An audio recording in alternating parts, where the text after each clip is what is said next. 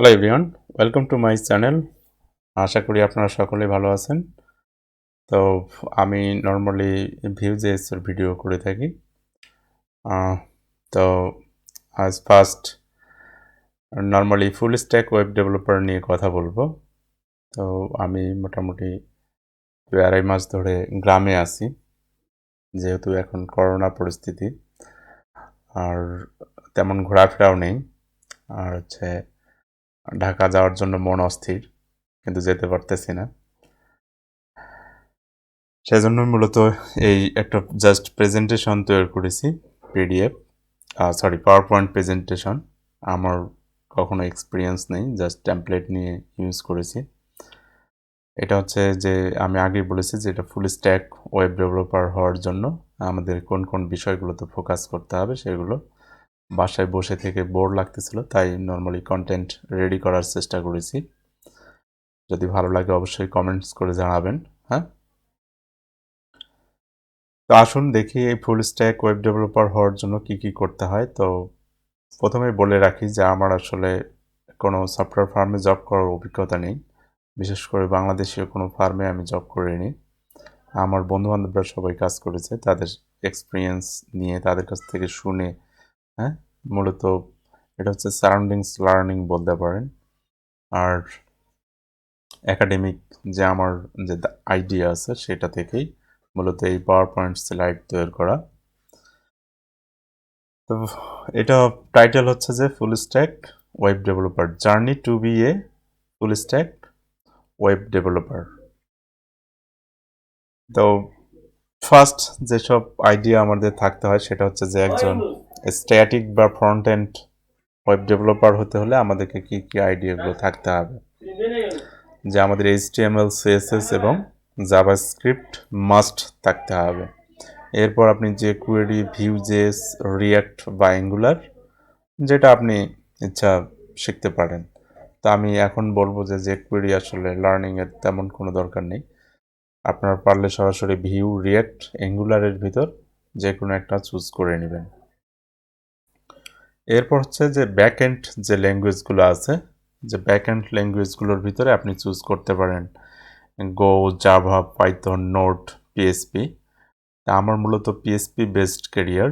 আমার যে মার্কেট প্লেসের যে কাজগুলো আমি করে থাকি নর্মালি পিএসপি বেসড। আপনি যদি কোনো কিছুই না শিখে থাকেন, যে আপনি একটা ট্রেন্ডি ল্যাঙ্গুয়েজ চুজ করতে চান, বর্তমানে ট্রেন্ডি যেসব ল্যাঙ্গুয়েজ, পাইথন, গো, এই দুটোর ভিতর যে কোনো একটা চুজ করতে পারেন। আমার নর্মাল যে সাজেশন যে গো ফার্স্ট প্রেফারেন্স রাখতে পারেন অ্যাজ এ ওয়েব ডেভেলপার হিসেবে, আর সেকেন্ড হচ্ছে পাইথন রাখতে পারেন। পিএসপিও খারাপ না, হ্যাঁ, পিএসপি ডেভেলপার আমরা সবাই কাজ করতেছি মার্কেট প্লেসে। এরপর আপনি বিভিন্ন সিএমএস দেখতে পারেন, ওয়ার্ডপ্রেস, ম্যাজিন্টো, হ্যাঁ, ড্রোপাল দেখতে পারেন, জুমলা দেখতে পারেন। এরপর বিভিন্ন যে এইচআরএম সিস্টেম, ইআরপি সিস্টেমগুলো আছে, হ্যাঁ, অড্ডো, ভিটেগার, তারপর ওয়ারেঞ্জ এইচআরএম, এগুলোর যে কোনো একটা স্কিল নিতে পারেন। আর শর্ট করে যদি আমি বলি যে আপনি শর্ট কিছু চান, তাহলে আমি বলবো যে নেক্সট স্লাইডে আমি যেটা করেছি, যে আমার কেরিয়ারের জন্য আমি যেটা চুজ করেছি সেটা হচ্ছে যে আমি HTML CSS জাভাস্ক্রিপ্ট শেখার পর ভিউজেস শিখেছি, হ্যাঁ। এরপর ব্যাকএন্ড থেকে পিএসপি শিখেছি। আপনি লার্নিং করতে চাইলে বিভিন্ন জনের কাছ থেকে যদি সাজেশন নিতে চান তাহলে অনেক ধরনের সাজেশন পাবেন। আমাকে বললে আমি বলবো তুমি পিএসপি শেখো, লারাভেল শেখো, বা আপনি পিএসপি লারাভেল শেখেন, হ্যাঁ। আরেকজনকে বললে সে হয়তো C# দিয়ে কাজ করে, সে বলবে না তুমি C# শেখো, ASP.NET, হ্যাঁ, ওয়েব ডেভেলপারের জন্য। আবার যে গো নিয়ে কাজ করে আপনি তার কাছে গেলে বলবেন যে না আপনি গো নিয়ে কাজ করেন, গো ইজ বেস্ট, হ্যাঁ, super compilation speed, high performance, হ্যাঁ, অনেক লার্নিং কার্ভ আছে, হ্যাঁ, হিউজ লার্নিং কার্ভ, সেগুলো নিয়ে কথা হবে। তো নর্মালি আপনাকে একটা ফিক্সড করে নিতে হবে আপনাকে আগানোর জন্য, হ্যাঁ। আপনি সবসময় যদি চিন্তা করতে থাকেন বা ডিসিশন নিতে থাকেন কোনটা ট্রেন্ডি, আজকে কোনটাতে ভালো আর্নিং, হ্যাঁ, ইন ফিউচারে এটাতে আর্নিং থাকবে কিনা, অনেক কোশ্চেন আপনি করতে পারেন, বাট এটার কোনো মানে হয় না। আপনাকে যেটা করতে হবে আজকের দিনটাকে ইউটিলাইজ করতে হবে। আজকে আপনাকে একটা ডিসাইড করতে হবে, সেটা শিখতে হবে। এখন আপনি ভাবতেছেন যে আমি আজকেই ডিসাইড করলাম, কালকে সেটা মার্কেটে নাও থাকতে পারে। তো এখানে যেসব টপিকস আলোচনা করা হলো, পিএইচপি, গো, পাইথন, নোড.জেএস, এগুলোর কোনোটাই মোটামুটি আগামী 10 ইয়ার্স 20 ইয়ার্সের ভিতরে একদম ফল ডাউন করবে না, যে আপনার শিখলে কিছু করে খেতে পারবেন না, যে আপনি 1 বছরের ভিতরে শিখে ফেললেন তারপর আর কিছু করতে পারতেছেন না, কারণ এই ল্যাঙ্গুয়েজটা ভাই ইউজই করে না আর কেউ। হ্যাঁ, এরকমটা হবে না। আর সলিউশন থেকে আপনি যে কোনো একটা সলিউশন চুজ করতে পারেন, আমার নর্মালি কোনো সাজেশন নেই। তবে ওয়ার্ডপ্রেস করলে পরে মার্কেট প্লেসে সবচেয়ে বেশি রেসপন্স পাবেন বলে আমার মনে হয়। কারণ কাজের পেমেন্টের অবস্থা যাই হোক না কেন, পেমেন্ট যে খুব খারাপ তাও না, আপনাকে ক্লায়েন্ট ধরতে হবে। পেমেন্ট স্ট্রাকচার দেখা যায় যে কান্ট্রি ভেদে। হ্যাঁ, অনলাইন মার্কেট প্লেসগুলোর যে প্রাইস, এটা দেখা যায় যে কান্ট্রি ভেদে। আপনি কোন কান্ট্রির ক্লায়েন্টকে ফোকাস করতেছেন, আপনার প্রোফাইলটাকে কিভাবে ইনক্রিজ করতেছেন। আপনি যদি $10 কাজ করেই থাকেন বা $15 কাজ করে থাকেন, তাহলে দেখা যাবে সেগুলোই আপনি পাচ্ছেন। আপনি যে খুব বেশি পাবেন, হঠাৎ করে কেউ আপনাকে 50 অফার করবে এমনটা না। আপনাকে আপনার প্রাইসিং ঠিক রাখতে হবে আপনার স্কিল সেটের উপর ভিত্তি করে। এগুলো যাই হোক, এটা কথা না, কথা হচ্ছে আমরা ফুল স্ট্যাকের ইয়েতে যাব। এরপর নেক্সট যেটা হচ্ছে, তা হচ্ছে যে আপনি ফ্রেমওয়ার্ক কি চুজ করবেন। তো আমি যেহেতু পিএইচপি বেস কেরিয়ার কমপ্লিট করে আজ এখানে এসেছি, আমার যে জার্নি সেটাতে আমি পিএইচপি বেসড জার্নি, সেজন্য আমি যে ফ্রেমওয়ার্কগুলোর নাম লিখেছি এগুলো সবগুলোই পিএইচপির ফ্রেমওয়ার্ক। Laravel, YIS, Symfony. হ্যাঁ, আমি নর্মালি লারাভেলে কাজ করি। এরপর হচ্ছে যে ইনফ্রাস্ট্রাকচার। তো যেহেতু আমরা ফুল স্ট্যাক নিয়ে কথা বলতেছি, যে আমি একজন ফুল স্ট্যাক ওয়েব ডেভ হতে চাই, তো তখন শুধু ডেভেলপার হলে হবে না, আপনাকে অন্যান্য আপনার রিলেটেড যে স্ট্যাকগুলো আছে সেগুলো সম্পর্কেও ধারণা রাখতে হবে। যে ইনফ্রাস্ট্রাকচারের কথা বলতেছি, যে আমি কোন ধরনের হার্ডওয়্যার চুজ করব, কত কোরের প্রসেসর নিব, কত জিবি র্যাম নিব। হ্যাঁ, এগুলো আমাকে কনসেপ্ট মাথায় রাখতে হবে, যে আমার ওয়েবসাইটে ট্রাফিক এরকম হবে, আমি রেসপন্স এরকম চাই, আমি বিভিন্ন রিজিয়নের রেসপন্স চাই, আমার লোড ব্যালেন্সিং লাগবে। তো আপনাকে ইনফ্রাস্ট্রাকচার ইউজ করতে হবে, যে আপনি সিপ্যানেল ইউজ করবেন বা ভিপিএস ইউজ করবেন, কোনটা আপনার ট্রাফিকের জন্য বেটার বা আপনার ওয়েবসাইটের জন্য বেটার সলিউশন, সেটা আপনাকে চুজ করতে হবে।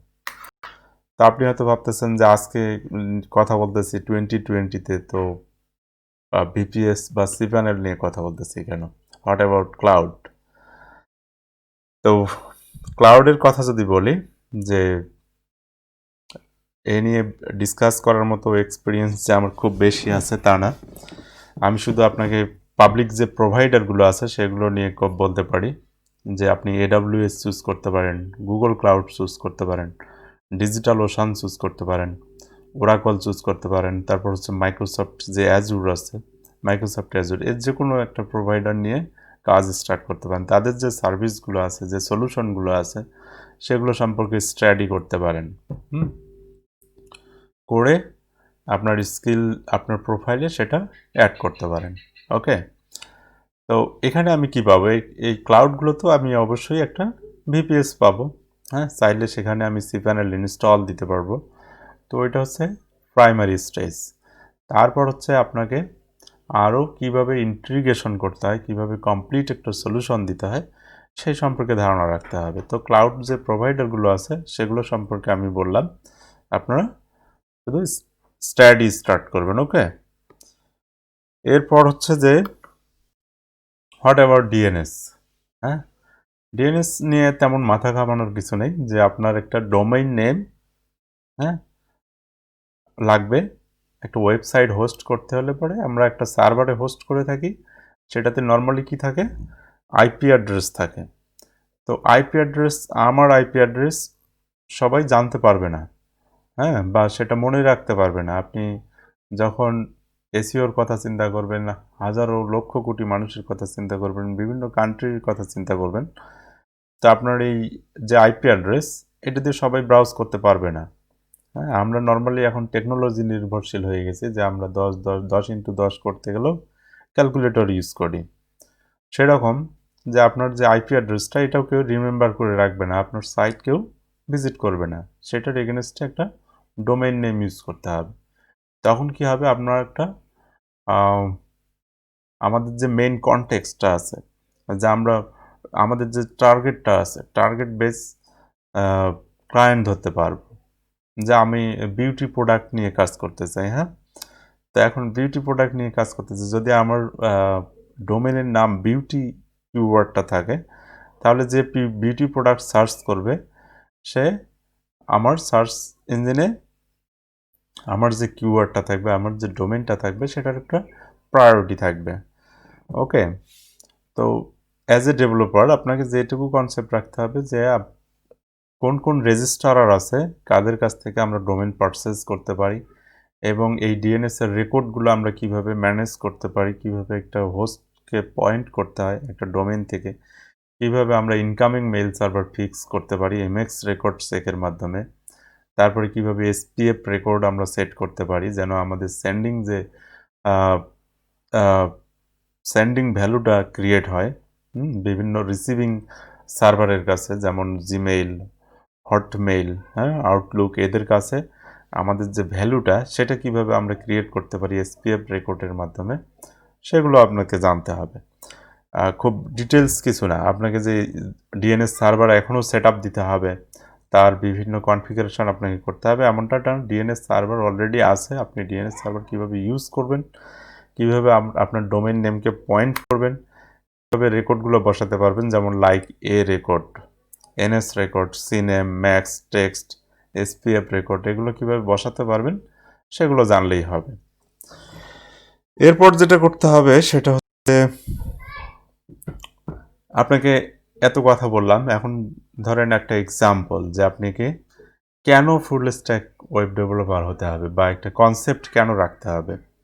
আমি অ্যাজ এ সিঙ্গেল ডেভেলপার বা আমার যেহেতু টিম নেই, তো আমার এই 5 ইয়ার্স বা 6 ইয়ার্সের যে জার্নি, তাতে আমি দেখেছি যে মোটামুটি আমার 2 হাতেই এবং একটা মস্তিষ্কেই আলটিমেটলি অনেক কিছুই কাভার করতে হবে, তাছাড়া রিকোয়ারমেন্ট ফুলফিল করা যাবে না। কারণ ডে বাই ডে আপনারা জব সার্কুলারগুলোও দেখবেন যে আমরা আসলে একটা ম্যান এক্সপেক্ট করি না, আমরা এক্সপেক্ট করি কি অ্যাজ এ অর্ডিনারি পারসন। আমি একজন ফার্ম ওনার, আমি এক্সপেক্ট করব কাকে, মানে আমি কাউকে হায়ার করব, আমি এক্সপেক্ট করব একজন অর্ডিনারি সুপারম্যান টাইপের কাউকে আমি এক্সপেক্ট করব, যে আমাকে আমার যে ফার্মের যত কাজ আছে সব সম্পর্কে তার একটা আইডিয়া থাকতে হবে। হ্যাঁ, ওয়েবসাইট শুধু ডেভেলপ করলেই হবে না, সেটাকে আবার এসইও করতে হবে, তার যে মেইনটেনেন্স আছে, তার যে সার্ভার মেইনটেনেন্স আছে, সেট আপ আছে, সেগুলো দেখতে হবে, সিকিউরিটিটা তাকে দেখতে পারতে হবে, তারপর ব্যাকআপ ঠিকঠাক মতো রাখতে হবে। হ্যাঁ, তো সব কিছুই আমাকে জানতে হবে, এরকম একজন লোককে আমি এক্সপেক্ট করি। তো বাইরের দেশের ক্লায়েন্টরাও দেখা যায় যে অনেক সময় একজন লোকের কাছে অনেক কিছু এক্সপেক্ট করে ফেলে। আমাদের জব সার্কুলারগুলোতে এরকম হয়ে গেছে যে এমন কোনো সার্কুলার নেই যেখানে আমরা 25টা 30টা স্কিল সেট চাইনি, এরকম আপনি খুব কম খুঁজে পাবেন। মাল্টিন্যাশনাল কোম্পানিগুলোতে দেখবেন বা দেশীয় যেসব সার্কুলার দেখবেন, বিশেষ করে বিলো 20,000 থেকে 25,000-এর ভিতর যত স্যালারি রেঞ্জের ভিতরে আপনি জব দেখবেন, মোটামুটি অবশ্যই 20+ স্কিল সেট থাকতে হবে আপনাকে। তো সেদিক থেকে ফুল স্ট্যাক ডেভেলপারের একটা আইডিয়া থাকলে আপনাদের অনেক ভালো হবে, যেহেতু এখন সময়টা এরকম এসে গেছে। আর লার্নিং খুব যে হার্ড তা না, এখন আপনার এজ যের সাথে ক্যাপাবিলিটি বেড়ে যায়, হ্যাঁ, যত বয়স হবে তত ক্যাপাবিলিটি বেড়ে যাবে, তা আপনার ক্যাপাবিলিটিও অনেক বেড়ে গেছে, আপনি অলরেডি জাস্ট সিম্পল স্টাডিটা শুরু করে দেন, হ্যাঁ, তাহলেই হবে। তো এখানে একটা জাস্ট আমি এক্সাম্পল দিয়েছি যে আপনাকে কেন একজন ফুল স্ট্যাক ওয়েব ডেভেলপার হতে হবে বা কেন এই আইডিয়াটা রাখতে হবে। ধরেন আপনার ক্লায়েন্ট এসে বলতেছে যে আপনার একটা সিস্টেম ডেভেলপ করতে হবে, কী জন্য, তার একটা ইনভেন্টরি আছে, সেজন্য সে একটা সিস্টেম জেনারেট করবে। এখন সে এটাকে ডিকাপলড সিস্টেম বানাবে। ডিকাপলড মানে হচ্ছে তার যে ব্যাক এন্ড সলিউশন এবং ফ্রন্ট এন্ড সলিউশন এটা দুইটা ডিফারেন্ট অ্যাপ্লিকেশন হবে। ফ্রন্ট এন্ডের প্লেসে থাকবে এবং ব্যাক এন্ডের প্লেসে থাকবে, এবং ব্যাক এন্ড সে হোস্ট করবে অন্য একটা সলিউশনে, ফ্রন্ট এন্ড হোস্ট করবে অন্য একটা সলিউশনে। তো এখানে যেটা দেখানো হয়েছে যে একটা সলিউশন ফ্রন্ট এন্ড সে হোস্ট করবে হচ্ছে অ্যামাজন S3-তে। কারণ কি, এর অনেক এজ জোন আছে, হ্যাঁ, এজ পয়েন্ট আছে, প্রায় 30-40+ এজ পয়েন্ট আছে। আর S3 হচ্ছে অনেক ফাস্ট, যেটা নর্মালি CDN এর জন্য ইউজ করা হয়। তো আমি CDN আকারে ইউজ না করে আমি পুরো ওয়েবসাইটটাই আমি S3-তে হোস্ট করব। আমার যে ফ্রন্ট এন্ড আছে সেটা আমি S3-তে হোস্ট করব। তাহলে কি হবে, অ্যাভেলেবিলিটি বেড়ে যাবে এবং আমার যে রেসপন্স টাইম সেটা বেড়ে যাবে, তাই কি না? তো আমি অ্যামাজন S3-তে ফ্রন্ট এন্ড হোস্ট করব। এরপর ব্যাক এন্ড কোথায় হোস্ট করব? আমি চাচ্ছি যে ব্যাক এন্ড আমার ক্লায়েন্ট এলাস্টিক বেঞ্চস্টকে হোস্ট করবে, ঠিক আছে? এবং ডাটাবেস কি থাকবে? আরডিএসে, অ্যামাজন আরডিএসে আমার ডাটাবেস হোস্ট করা থাকবে, ঠিক আছে? এইটা হচ্ছে আপনার সলিউশন। তো ইউজার চাচ্ছে যে front end will be develop using Vue.js, back end develop using Laravel। এটি জাস্ট আমার যেহেতু ক্যারিয়ারের সাথে রিলেটেড সেহেতু Vue.js এবং Laravel এখানে এসেছে। আপনার জন্য হয়তো অন্য টেকনোলজি আসতে পারে, সেগুলো আসবে। তো রিকোয়ারমেন্ট হচ্ছে Vue.js, Laravel থাকতে হবে, এবং অ্যামাজন S3-তে উনি হোস্ট করতে চায় ফ্রন্ট এন্ড, এবং ইলাস্টিক বেঞ্চডগে ব্যাক এন্ড হোস্ট করবে।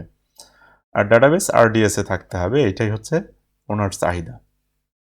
এখন আপনি অ্যাজ এ ডেভেলপার আপনাকে ফুল একটা কনসেপ্ট থাকতে হবে যে আমি S3-তে আমার ফ্রন্ট এন্ড আসলে হোস্ট করতে পারবো কিনা, বা একটা স্ট্যাটিক যদি ফ্রন্ট এন্ড ডেভেলপ করি এবং ব্যাক এন্ডটা যেহেতু আলাদা সাইডে থাকবে, ওটা হবে একটা এপিআই ইলাস্টিক বেঞ্চডগে আমি হোস্ট করতে পারবো। আমার ধারণা আছে যে ধরেন ওখানে EC2-র উপর ইলাস্টিক বেঞ্চডগ আছে।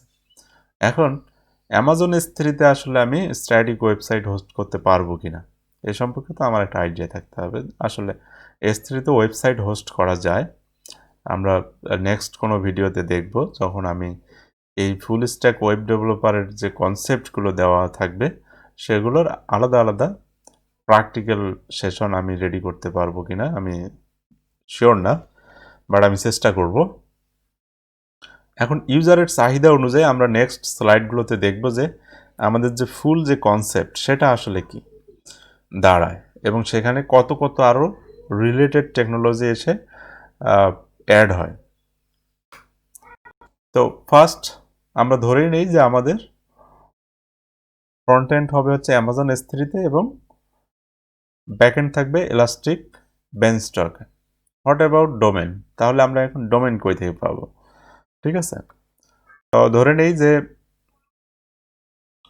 যদি আমরা ডোমেন নিয়ে কাজ করতে চাই অ্যামাজনে, তাহলে দেখব যে আমরা Route53 নামে একটা সার্ভিস আছে অ্যামাজনের, যেখানে আমরা ডোমেন পারচেস করতে পারি, ওকে, এবং সেটা কানেক্ট করতে পারি S3-র সাথে। এরপর যদি আমরা দেখি যে S3 থেকে ডোমেন কানেক্ট করার যে সিস্টেমটা সেটা কিভাবে হয়। ডোমেন কানেক্ট করতে হলে আমাদেরকে ক্লাউড ফ্রন্ট ইউজ করতে হবে, ওকে, ক্লাউড ফ্রন্ট। তার মানে আমাদের আগে ছিল হচ্ছে ইলাস্টিক বেঞ্চডগ এবং অ্যামাজন S3, আর এখন আমরা কি পেলাম? ক্লাউড ফ্রন্ট, আর হচ্ছে আমাদেরকে Route53 লাগবে, ঠিক আছে? ইউজারের কিন্তু এত কনসেপ্ট নাই যে সে তাকে Route53-তে যাইতে হবে, একটা ডোমেন পারচেস করতে হবে, আবার ক্লাউড ফ্রন্টের ডিস্ট্রিবিউশন রেডি করতে হবে, এবং ডিস্ট্রিবিউশনের মাধ্যমে Route53 এবং অ্যামাজন S3-র একটা কানেকশন যে ক্রিয়েট হবে, এটা ইউজার চিন্তা করবে না, ইউজারের এটা দরকারও নেই। এখন ইউজার বলবে যে আমার ওয়েবসাইট রেডি, তাহলে আমি SSL সার্টিফিকেট কিভাবে দিব, ঠিক আছে? What about SSL for front end domain, and front end যেখানে হোস্ট করা আছে তার যে ইউআরএল আছে তার জন্য এখন SSL সার্টিফিকেট চাচ্ছে। এখন আপনি SSL সার্টিফিকেট কই থেকে পান, ঠিক আছে? তো যখন আপনি SSL সার্টিফিকেট নিয়ে কথা বলবেন তখন দেখবেন যে আপনি খুঁজে পাবেন যে অ্যামাজন সার্টিফিকেট ম্যানেজার নামে একটা সার্ভিস আছে। তো এই অ্যামাজন সার্টিফিকেট ম্যানেজার নিয়ে তখন আপনি ঘাটাঘাটি করবেন, দেখবেন যে হ্যাঁ আপনি এখানে প্রাইভেট সার্টিফিকেট এবং পাবলিক সার্টিফিকেট অ্যাজ রিকোয়েস্ট করতে পারেন, এবং সেই রিকোয়েস্টের মাধ্যমে যখন প্রাইভেট বা পাবলিক সার্টিফিকেট আপনি নেবেন সেটা আপনার ডোমেনে অ্যাড করতে পারবেন। সেটা কোথায় অ্যাড করতে হবে? এখন যে রাউট 53 যে ডোমেনটা ছিল যেটা আপনি ক্লাউড ফ্রন্টে অ্যাড করেছেন, সেখানে ওর জন্য যে ওই ডোমেনের জন্য যে আপনি সার্টিফিকেট রিকোয়েস্ট করলেন সেটা এই ক্লাউড ফ্রন্টে ইম্পোর্ট করতে পারবেন। তাহলে আপনার সার্টিফিকেট কি হবে? সিকিউরড হবে। ঠিক আছে, এখন হচ্ছে আমরা আমাদের কি করতে পারলাম, ডোমেনে এসএসএল অ্যাড করতে পারলাম, এবং সেজন্য এখন পর্যন্ত আমাদের কনসেপ্ট 3টা সার্ভিসে ইনক্রিজ করলো। এক হচ্ছে যে আমার ক্লাউড ফ্রন্ট থাকতে হলো, অ্যামাজন সার্টিফিকেট ম্যানেজার থাকতে হলো, আর থাকতে হচ্ছে রাউট 53। ওকে, কিন্তু আপনি ইউজারের রিকোয়ারমেন্ট থেকে জেনেছেন শুধুমাত্র ইলাস্টিক বেঞ্চডক, অ্যামাজন S3 আর হচ্ছে অ্যামাজন RDS, কিন্তু আপনার এইসব বিষয়ে আইডিয়া থাকতে হবে। নেক্সটে যদি আমি কথা বলি যে how we can connect hour front end developer. এখন ধরেন যে ফ্রন্ট এন্ড সাইট ডেভেলপ হচ্ছে, প্রতিনিয়ত তো চেঞ্জ হতে পারে। এখন এই চেঞ্জগুলো কিভাবে দিবে? তাহলে বারবার S3-তে নর্মাল যে মেথড সেটা হচ্ছে যে S3-তে আমি ফাইল আপলোড করলাম, ঠিক আছে? তো যে এটা চেঞ্জ করবে, ধরেন একটা ফ্রন্ট এন্ড ডেভেলপার টিম আছে, 5 জন 6 জন 7 জন মিলে টিম আছে, তাদেরকে আপনি কিভাবে অ্যাক্সেস দেবেন? আমি একাই ডেভেলপ করতেছি, বাট এমন সিচুয়েশন হয় যে আমার অন্যান্য ডিজাইনার লাগে। তো ডিজাইনারকে আমি কিভাবে অ্যাক্সেস দিব? তাকে কি আমি ফুল অ্যাক্সেস দিব অ্যামাজনের, না অন্য কোনো সিস্টেম আছে? তাদেরকে আমি কিভাবে এখানে চেঞ্জগুলো অ্যাপ্লাই করতে দিব? এই প্রশ্ন যদি আসে, এবং ইজি মেইনটেইনেবলিটির যে কথাটা আছে সেটা যদি আমরা চিন্তা করি, তাহলে আমরা নেক্সট স্লাইডে দেখব এখানে দুটা জিনিস আছে, কোড পাইপলাইন এবং কোড কমিট। এখন এই নিউ জিনিসগুলো কি করে? কোড কমিট ইজ এ গিট সার্ভিস, মানে গিটহাবের মতো আমরা নর্মালি যারা ডেভেলপ করি, যারা একদম বিগিনার না, তাদের জন্য গিটহাব অনেক পরিচিত। আর কোড কমিট হচ্ছে সেম সার্ভিস, AWS এর নামকরণ কোড কমিট।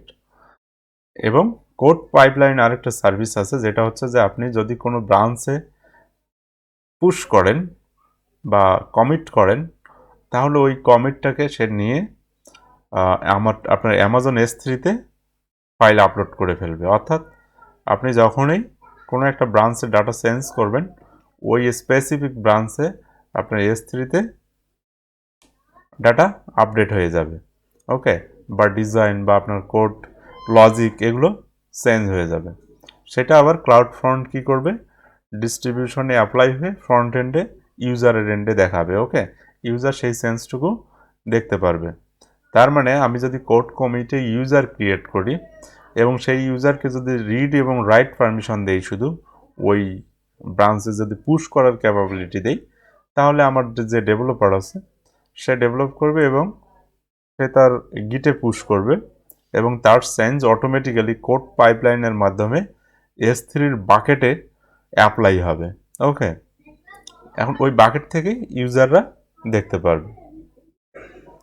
নেক্সট কোশ্চেন হচ্ছে যে CloudFront deploy new changes and it shows on front end in user browser। এখন আমরা এটা জাস্ট কমপ্লিট সেপারেট করে ফেলবো, যে ফ্রন্ট এন্ডটাকে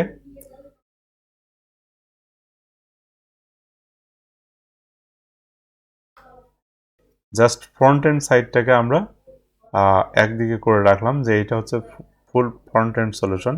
আমাদের অ্যামাজন S3-তে ফাইল থাকবে, যেটা ডেভেলপাররা কানেক্ট হবে হচ্ছে কোড কমিটের মাধ্যমে, এবং তারা যখনই কোডে পুশ কোনো একটা কমিট করবে, সেটা চেঞ্জ অ্যাপ্লাই হবে হচ্ছে S3-তে এবং ক্লাউড ফ্রন্টের মাধ্যমে, এবং রাউট 53-র মাধ্যমে ইউজাররা এটা দেখতে পারবে। ওকে, ইউজার মূলত হিট করবে ডোমেনে। সেই ডোমেন কাকে রিকোয়েস্ট করবে? ক্লাউড ফ্রন্টকে রিকোয়েস্ট করবে যে আমার সোর্স কোথায় আছে। সে সিনেম রেকর্ডের মাধ্যমে অথবা রেকর্ডের মাধ্যমে অ্যামাজন S3-র বাকেট থেকে আপনার ওয়েবসাইট ইউজারের কাছে ভিউ করবে। আর যখন কোনো ডেভেলপার চেঞ্জ করতে চাবে, সে চেঞ্জ করবে কই থেকে? কোড কমিট সার্ভিসের মাধ্যমে সে চেঞ্জ করবে। এটা গেল ফ্রন্ট এন্ড সাইড। এরপর হচ্ছে হোয়াট অ্যাবাউট ব্যাক এন্ড।